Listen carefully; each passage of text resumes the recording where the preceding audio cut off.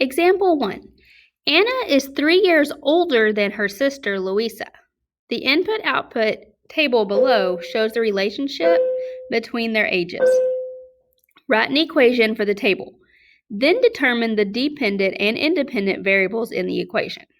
Okay.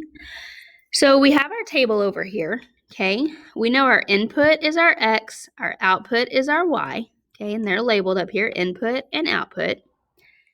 Okay, so we're looking at Louisa's age and Anna's age. Okay. It tells us that Anna is 3 years older than her sister Louisa.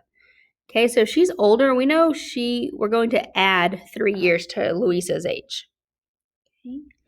So if I'm looking at my table, I have Louisa at 1 year and Anna at 4. Okay, if I'm adding to her age, I know I'm going to add 3 to get 4.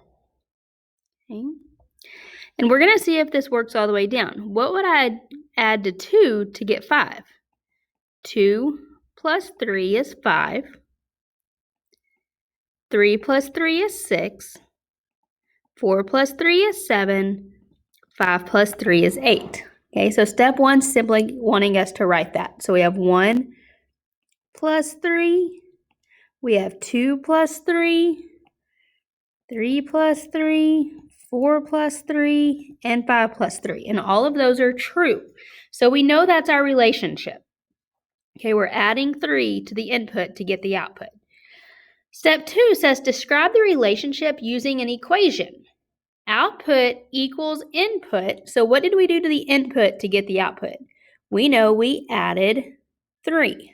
Okay, so we can write that using our letters. Y for output equals our X for input plus 3. So now we have an equation that describes the relationship between the input and the output that were given to us in our table. Step 3, determine the dependent and independent variables. So we're going to examine the equation y equals x plus 3.